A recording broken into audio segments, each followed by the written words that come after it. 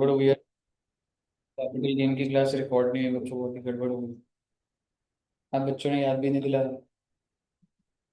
ये वाले रिकॉर्ड करना यार। ये वाली मैं स्टार्ट कर। रिकॉर्डिंग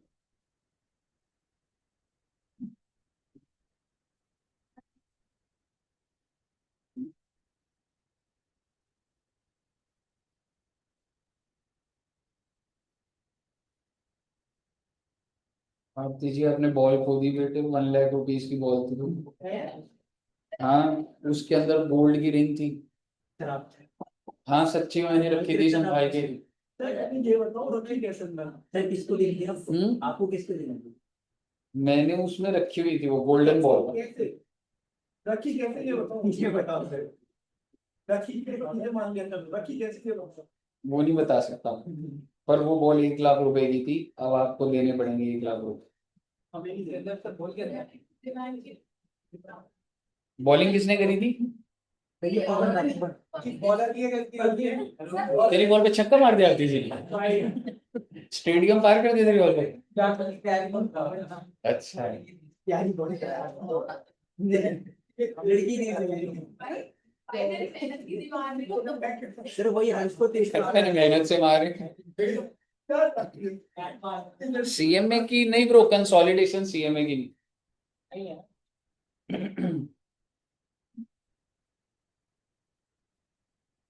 इतना सारा होमवर्क मिलेगा ना आज आपको, थक जाओगे। हमने इलस्ट्रेशन नंबर 1 करा था। आइए जरा इलस्ट्रेशन नंबर 2 तो होमवर्क ही दे दूंगा।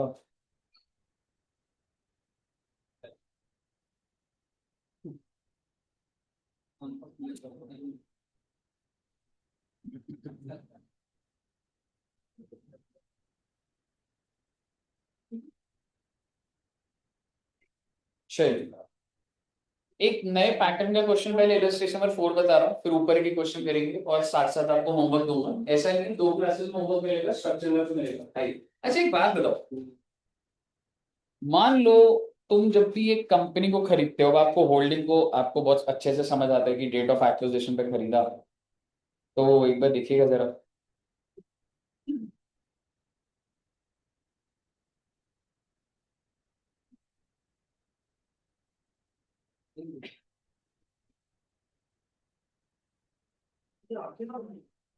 हाँ जी।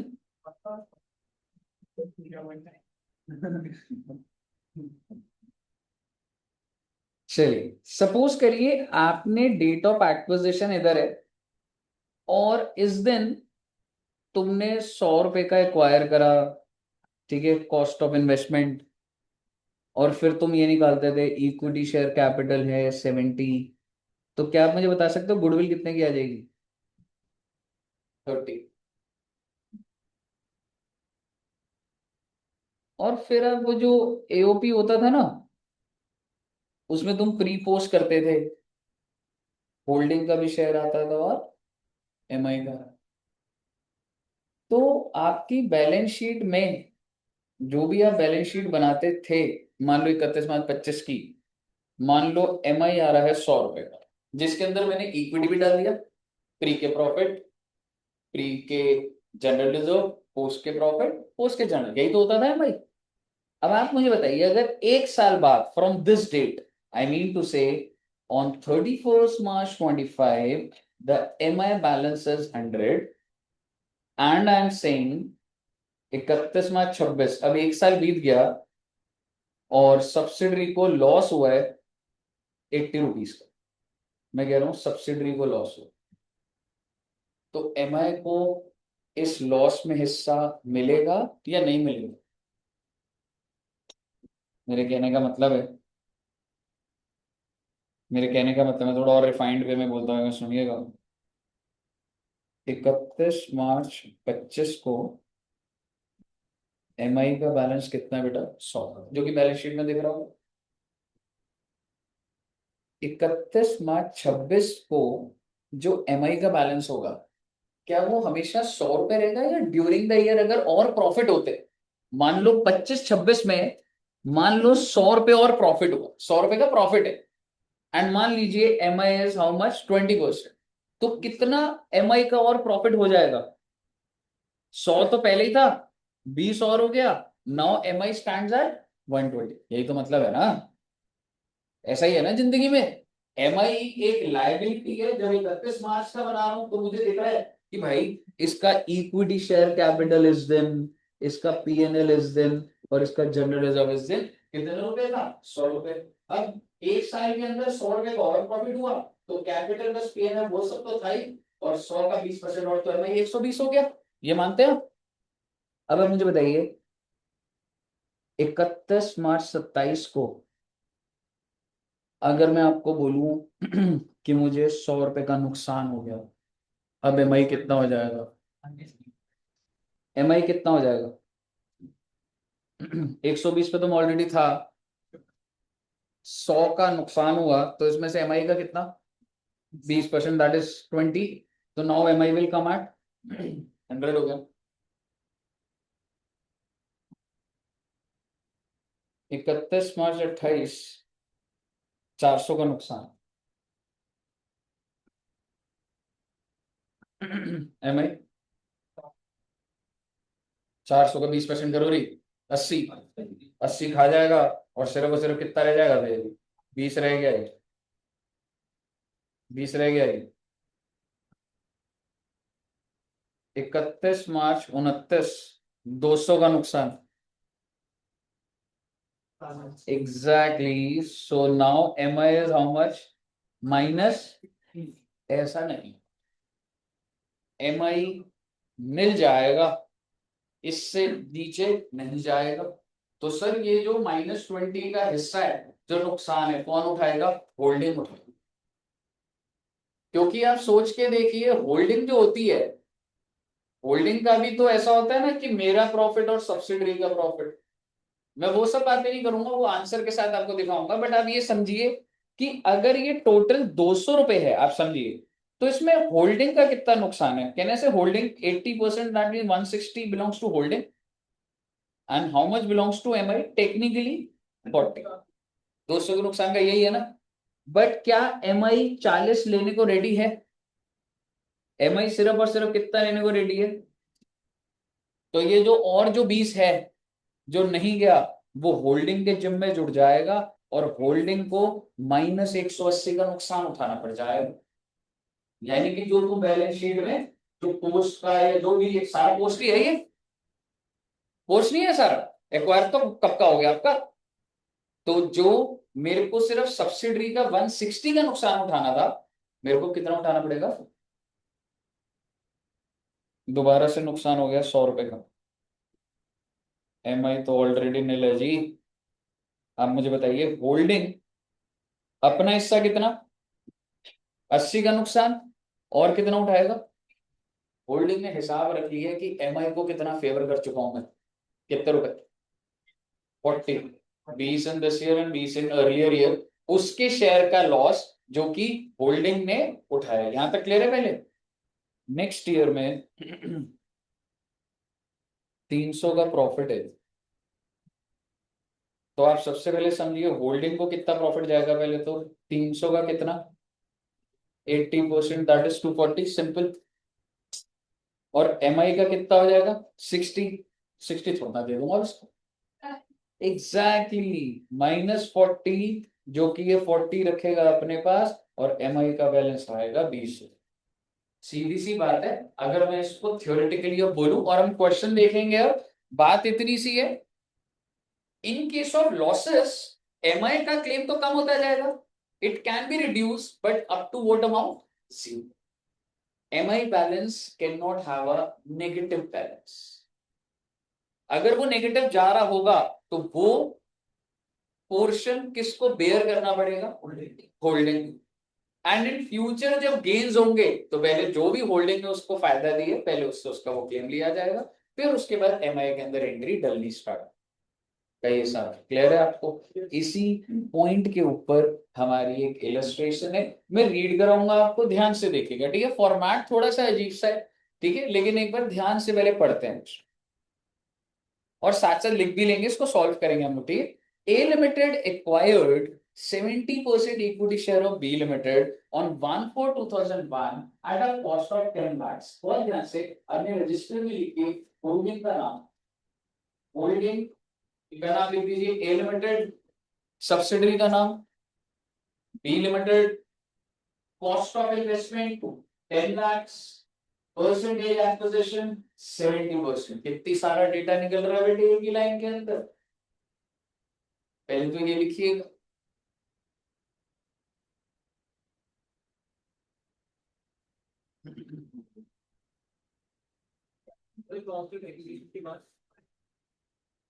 Percentage holding 70%।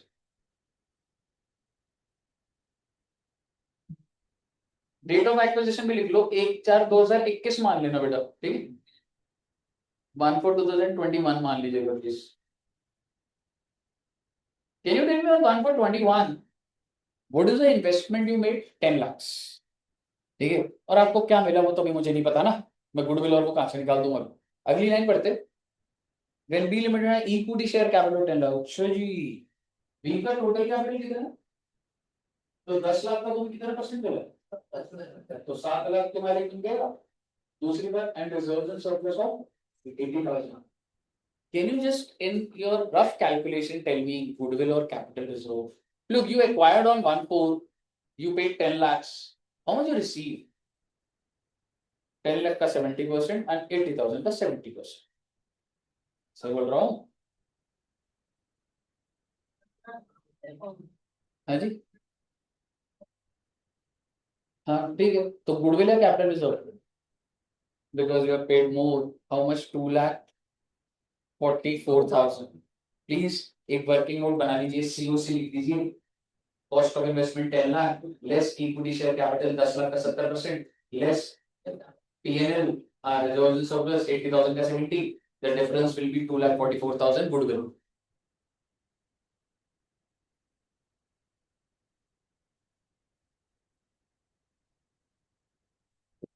पहली 3 लाइनों का एनालिसिस है।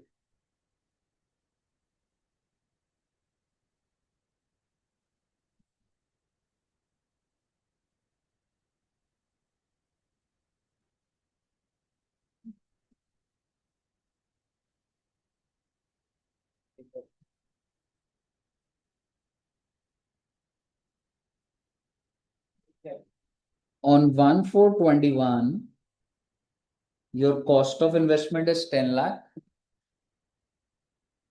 equity share capital was 10 lakh, but your share is 70%, so it's 7 lakhs, and you have a PNL of 80,000, so your share is 70%, that is 56,000, so you will get goodwill, that is 2,44,000। All set? O my God, अरे sir आप ये सही बोल रहे गलत हम कैसे मान ले? ओ बेटे आपको मुझ पे भरोसा नहीं है? वेरी गुड, ये देख 244 दिख रहा है ना, ये वही है, तो भरोसा होना चाहिए आप। चलिए कोई बात नहीं बेटो, आगे सुनिएगा। इन 4 consecutive years, अरे what is the share of MI on the date of acquisition? 1/4/2001 MI कितना है जी? और 10,80,000 का 30% हो गया ना, ना तो कनेक्ट होना चाहिए आपको। 10,80,000 का 30% है एमआई, यही है ना? ऐसे ही लिख दो एक बार, MI on date of acquisition 10,80,000 multiplied by 50%। MI अगर 70% belongs to holding, 30% belongs to MI, and MI का क्लेम क्या होगा? 10 लाख कैपिटल के अंदर एमआई का 38 और इसका 6 लाख के अंदर भी 30%, 3,24,000। ओ माय गॉड, 1/4/21 को अगर मैं बात करूं एमआई का शेयर 3,24,000। ओ माय गॉड,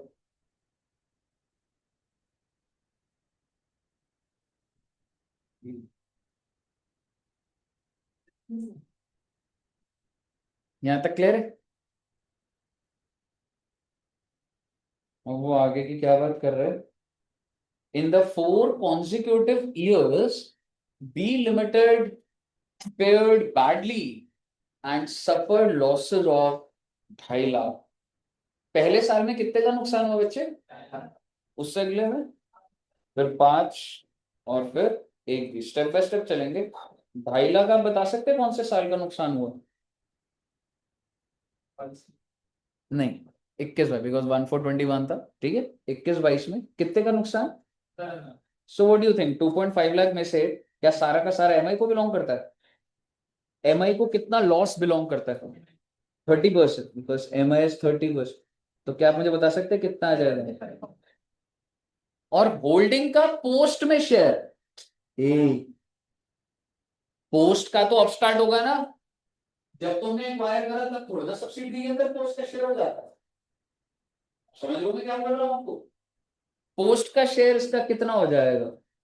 1,75,000,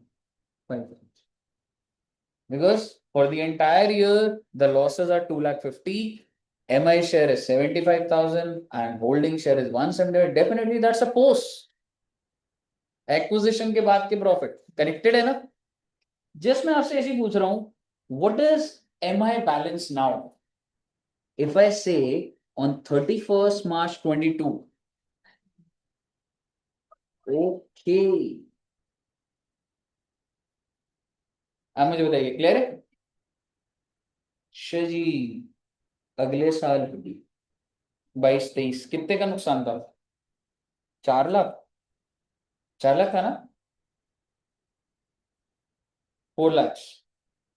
फटाफट बता दो कि 1,20,000। ओ माई गॉड। और इसका नुकसान कितने का? 280। क्या अभी तक एमआई इससे कोई हेल्प मांग रहा है? नहीं, बिकॉज एमआई हैज बैलेंस।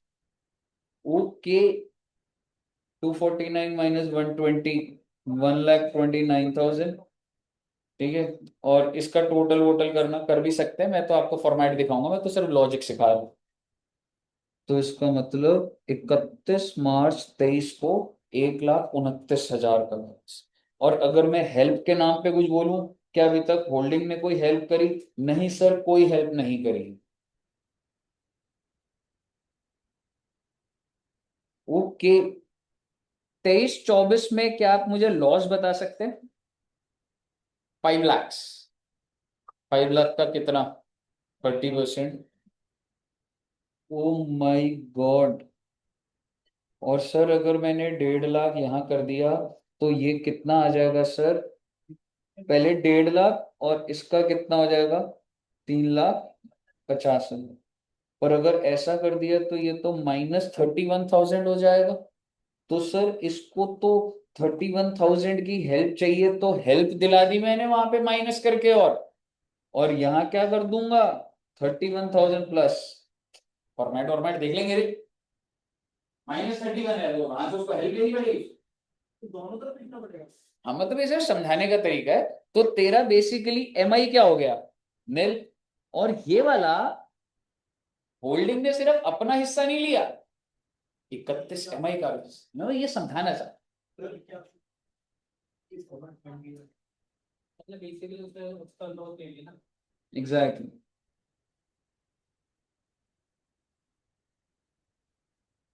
आपको समझ आया क्या हो गया ये? आ गया ना समझ? इससे मतलब बहुत ही अच्छे तरीके से समझाया बेटी। अगला साल बताइए। ओ माय गॉड, 24-25 में कितने का नुकसान?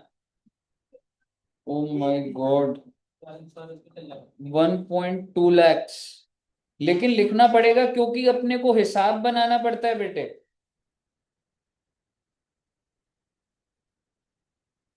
1,20,000 का 30% is 36,000 and his share is 84,000। अब ये बोलेगा अरे भैया मुझे 36,000 दे दो क्योंकि मुझे जीरो कर दो, और ये 36 का नुकसान इसको उठाना पड़ेगा। तो M I is against again nil. And what is the total loss that is suffered by holding? It is 1,20,000.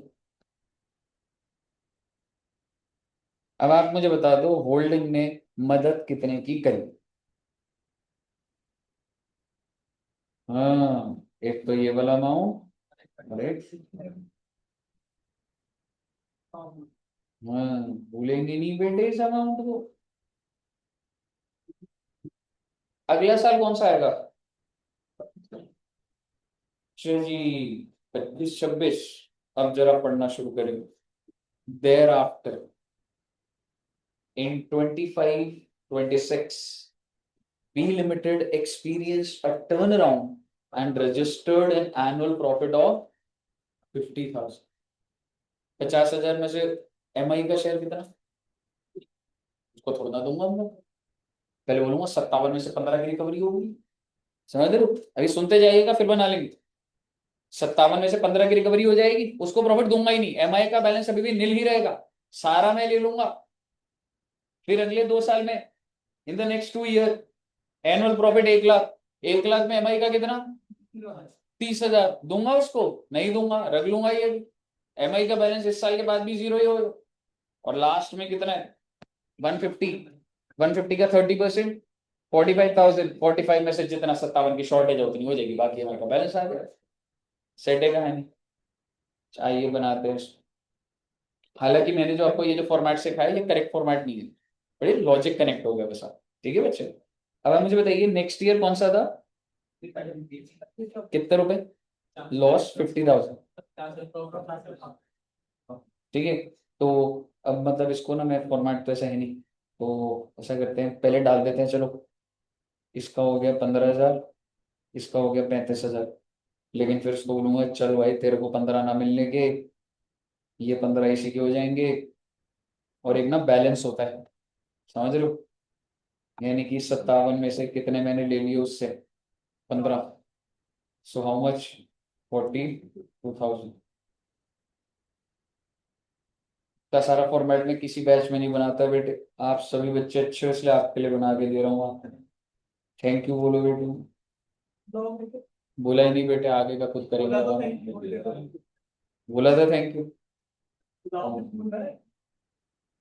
नहीं बेटे।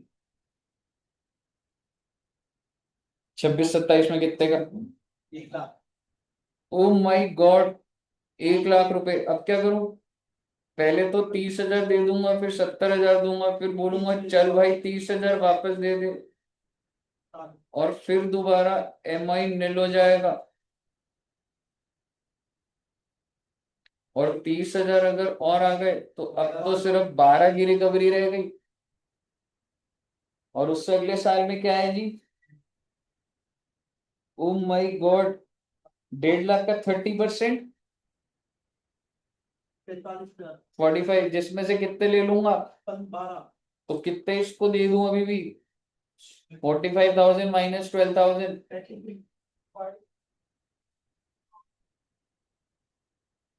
67 था। सही है भाई, 57 ही है।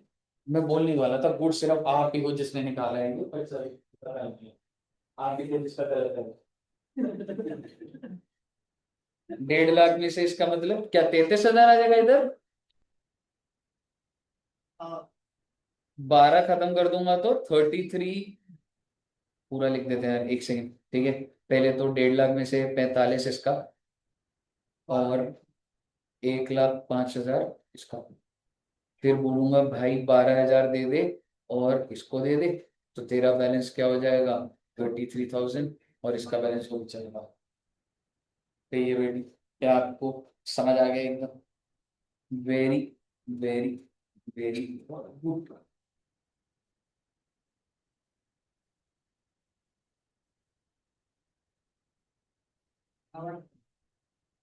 बैलेंस दिख रहा है आपको? 33,000। 2,44,000 दिख रहा है? वो जो गुडविल निकाली थी, गुडविल थोड़ा ना बदल जाएगी। जिस दिन खरीद लिया कंफर्म्ड हो गई बात, सस्ती है महंगी है हर साल थोड़ा ना बदल जाएगी बात। और ये जो आ गया है ना, वो जो हेल्प इतनी करी, वो कॉलम बने हुए हैं, आप आराम से बैठ के देख लेना। चलिए, नहीं, पेपर में हमेशा मॉड्यूल फॉलो करना है।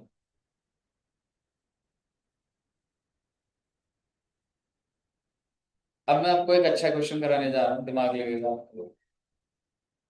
नहीं मतलब उससे बेटर है, जैसे आप खेलते हो और आपसे बेटर मैं खेलता हूँ, उस हिसाब से दैट रेफरेंस।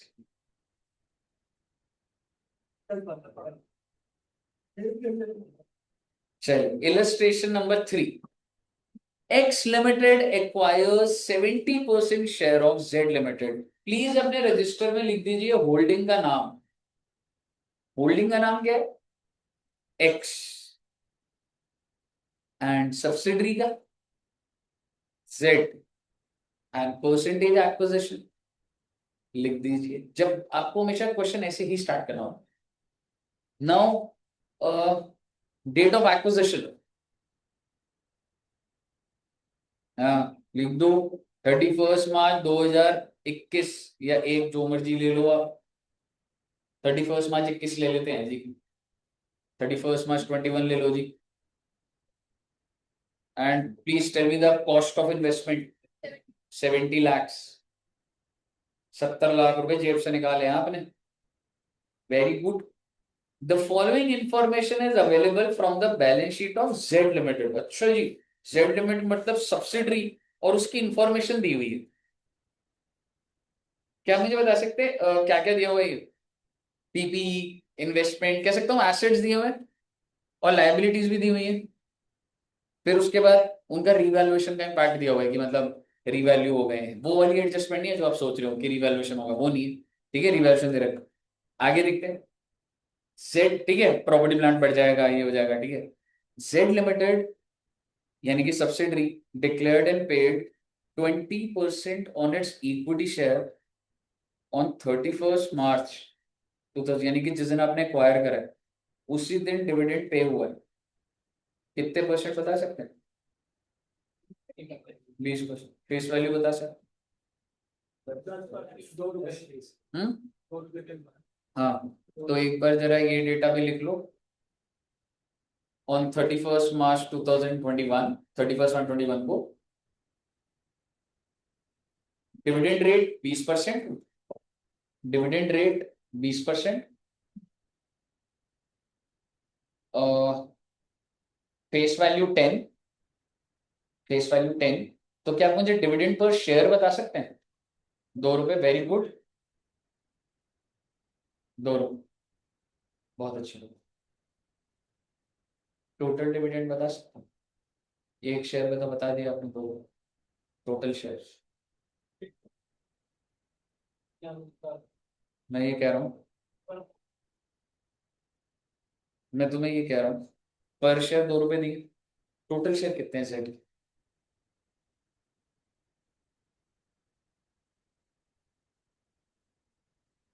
ऊपर भी तो कुछ कैसे निकाला? वो 70 लाख का 70%। 70 lakh is your investment bro, that's not equity share capital please. 70 lakh तूने जेब से निकाल के उसको खरीदा है, कितने परसेंट खरीदा? 70%। जरूरी थोड़ा ना पार वैल्यू पे खरीदा, हो सकता है एक शेयर ना। सुनिए आप, गलत जा रहे हैं अभी आप। तुमने कंपनी को कितने रुपए में परचेज करा अभी? So you realise that's cost of investment. एक शेयर कितने का है आपका?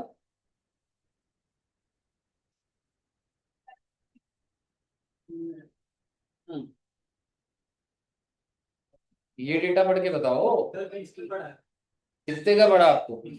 हाँ, 20 का पड़ा। तो कितने शेयर खरीद के लाए हो? 70 लाख में अगर एक शेयर 20 का है तो 3.5 लाख, 3.5 लाख रुपए, 3.5 लाख शेयर्स। एंड कहने से 350 share represent what percentage? 70%। So how much 100%? 5 lakh. तो the total number of shares of Z limited is 5 lakhs। समझ रहे हो आप? इसको लिख लो अपने वर्ड्स में। अमाउंट इन्वेस्टेड 70 लाख, प्राइस पर share 20, total number of shares acquired 350, this represents 70%, 100% represents 5 lakh shares। तूने 70 लाख रुपए निकाले और एक शेयर 3.5 आ गया, एंड दैट रिप्रेजेंट 70%। तो फिर 5 लाख। दिमाग लगता है बेटे, ऐसी थोड़ी ना बेटे इधर बैठे।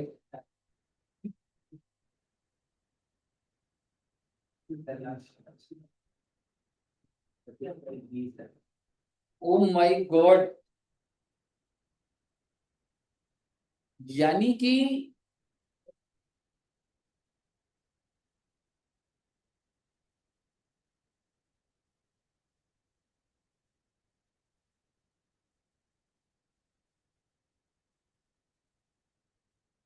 ओ माय गॉड,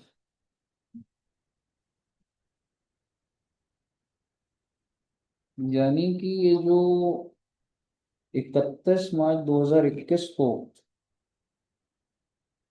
जो जेड है, जो 50 लाख, यही है ना? आपको अगर कनेक्ट हुआ, ठीक है, यही है ना? नाउ माय क्वेश्चन इज, अगर मुझे गुडविल का निकालना हो, मैं नीचे आपको रीड करके भी प्रूव कर सकता हूँ इस चीज को, पर अगर मैं गुडविल निकालना हो, can you tell me the cost of investment? 70 lakhs. Cost of investment में से आप क्या माइनस करते हो? कितना करोगे? कितना? 35 लाख, वेरी गुड। और कुछ? पीएनएल, क्योंकि जिस दिन तुमने खरीदा उस दिन का पीएनएल, तो क्या आपको क्वेश्चन में उस दिन का पीएनएल दिया हुआ 31 मार्च का?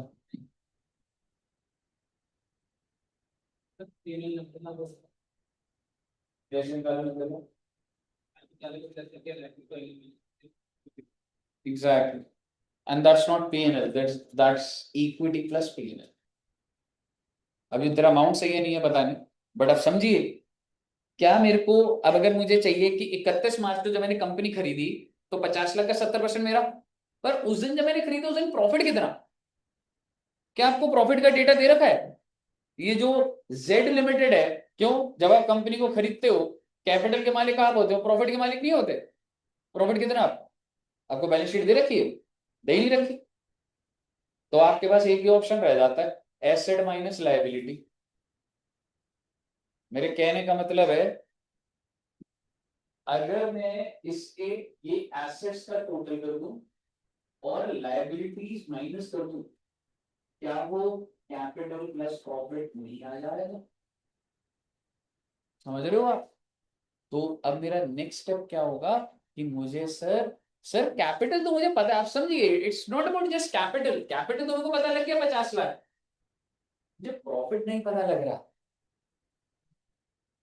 मुझे यहाँ पर प्रॉफिट नहीं पता लग रहा। And let me tell you one thing, आप कहोगे सर यहाँ पर एसेट लिख दो, यहाँ पे लाइबिलिटी लिख दो, बैलेंसिंग फिगर, हाँ तो वही तो आएगी, मैं यही तो कर रहा हूं, मैं एसेट माइनस लाइबिलिटी करूंगा, तो मेरा फाइनल आंसर ये आ जाएगा ना मेरा।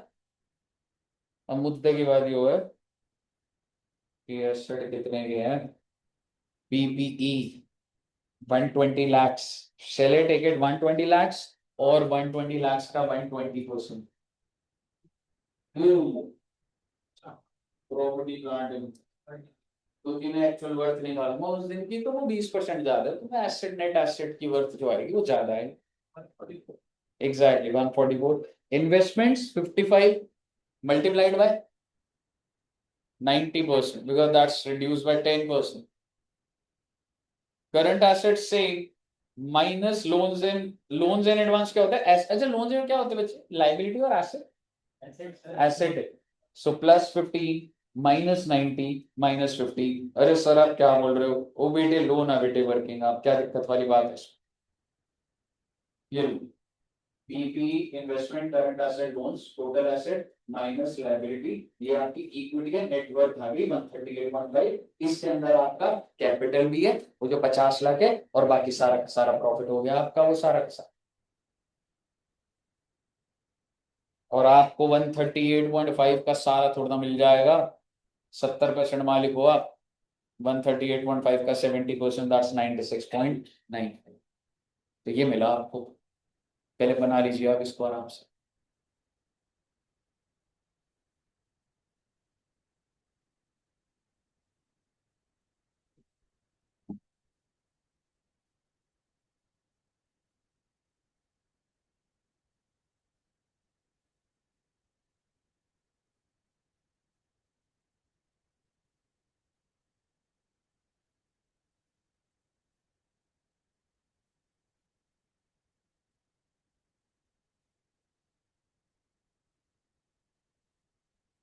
समझ आ गया ना, लॉजिक कनेक्टेड है ना।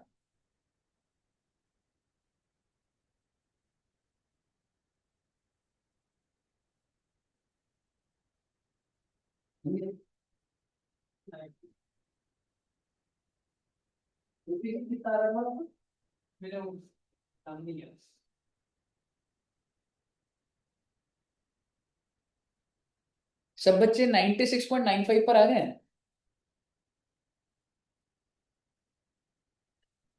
What is your cost of investment? 70। इन्होंने कितनी ले रखी है? 63। 7 कम कर दी। एग्जैक्टली, वो जो डिविडेंड है वो प्री एक्विजिशन है।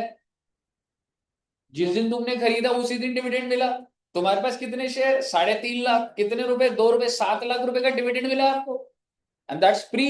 So your 70 lakh investment is not the correct value of the investment. 70 minus 763 और अब निकल जाएगा आपका गुडविल और कैपिटल। ऐसे ऑल वेल गुड।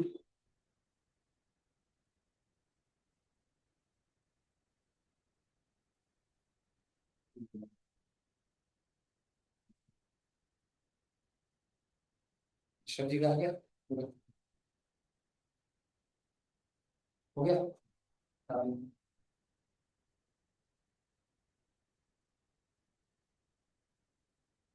तो दोस्तों ऑनलाइन में लेता रिकॉर्डिंग लेता है तो उतना आता नहीं है ऑनलाइन। क्या हो गया? क्या करता है? ऐसी करके मार्केट में भी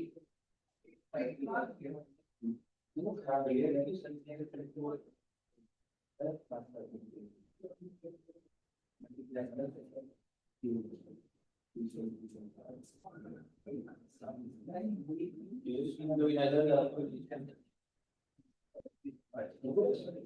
लेकिन सब बच्चों का ये भी समझ आ गया। कैपिटल रिजर्व आ रहेगा। अरे मैंने कैपिटल रिजर्व पीछे वर्ष का आगे आगे आगे वन का आपका ये आएगा। तो burger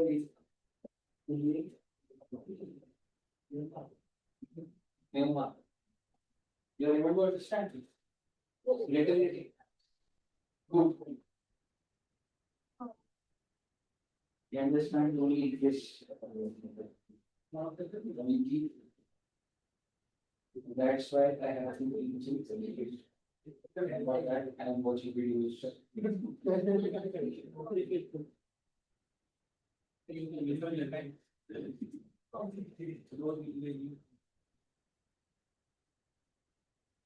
Because you all clear? No? What doubt you have?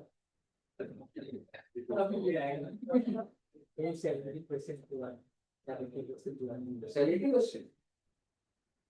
ये कंपनी की टोटल वर्थ है। तो यू आर होल्डिंग, आप होल्डिंग मतलब 70% हो ना। आप ये देखो ना, आपको क्या दे रहा हूँ। You get 70%, you get 96.95. By paying how much? You get 70, but you got 7 lakh rupees of pre-acquisition dividend. 3.5 lakh share का 2 रुपए। 7 लाख तो तेरी इन्वेस्टमेंट कितनी थी? 63 lakhs। ओके, बहुत अच्छा क्वेश्चन था बेटे। आज जैसे 5 लाख कितना कर सकते निकालता 5 लाख और वो 5 लाख का कम 5 लाख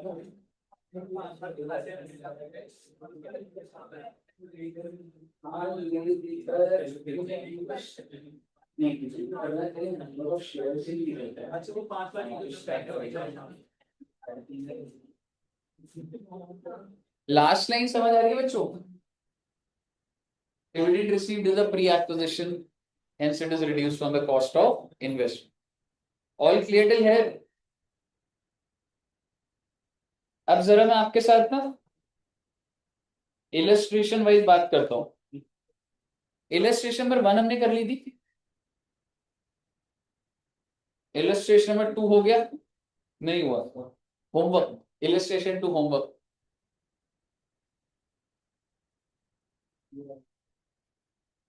इलस्ट्रेशन में 3 कर लिया हमने। इलस्ट्रेशन नंबर 2, फोर्थ कर लिया हमने।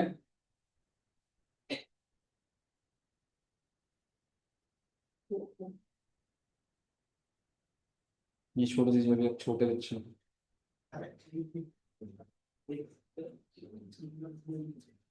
Illustration 6 homework.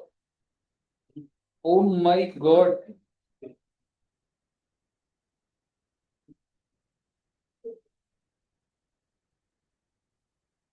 Illustration number 7 homework. Oh my God,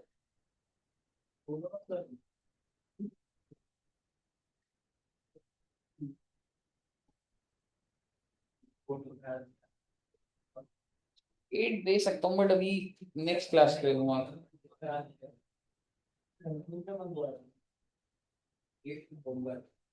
नहीं, 8th होमवर्क नहीं है, 9th भी नहीं है।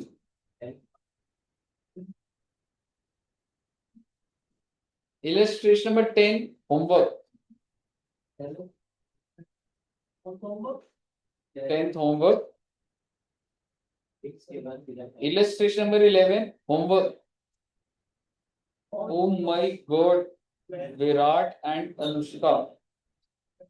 From the following balance sheet, prepare consolidated balance sheet of Virat and Anushka. Illustration number 12 homework.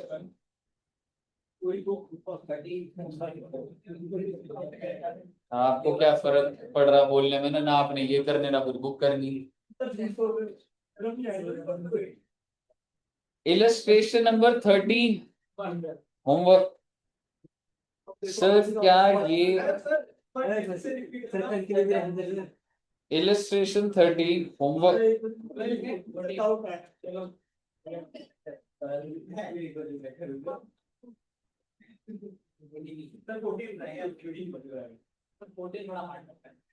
Sir एक बजे कॉल करूंगा।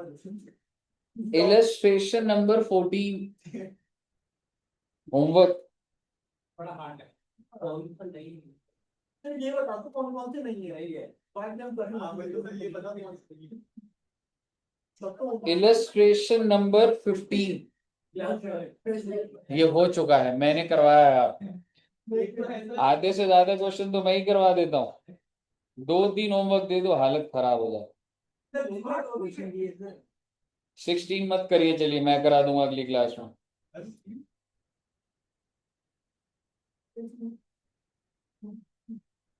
ओ माय गॉड, चैप्टर ओवर। आगे सुनिए, रुक जाइए एक बार, प्रैक्टिकल क्वेश्चन पर आ रहा हूं। Practical question number 6 homework.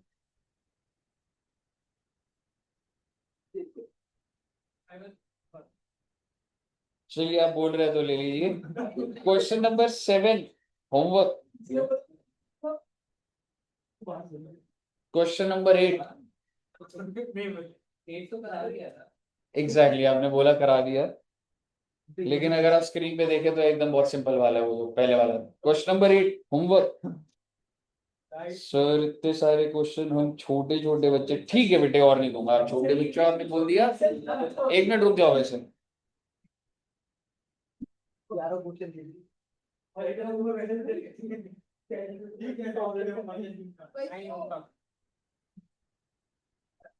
Ninth वाला देखने दे, एडजस्टमेंट क्या है। Question number 9 homework.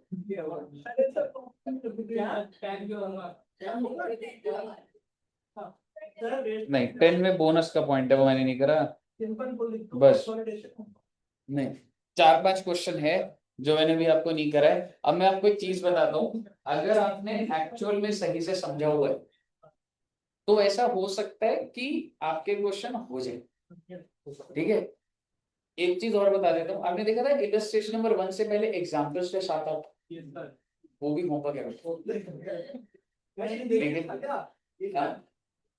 देखिए संडे आ रहा है, अपना टाइम होगा, और अगर आप अटक जाओ ना तो आप थोड़ा सा ट्राई करना, नहीं हो रहे हो तो छोड़ देना, एक क्लास एक्स्ट्रा करके मैं 1-2 क्वेश्चन कराऊंगा, आपको समझ आएगा, ठीक है।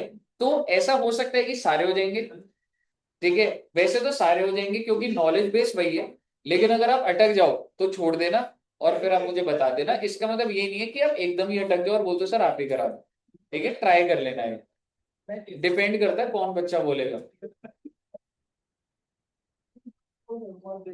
ठीक तो देखिए, चलिए तो अभी क्या, एक मिनट रुक जाओ, अभी 4:21 हुआ ब्रो, क्वेश्चन पूर्ण दे सर आप एक क्वेश्चन और नहीं करना, टैक्स करा 4:21 है 4:31 है,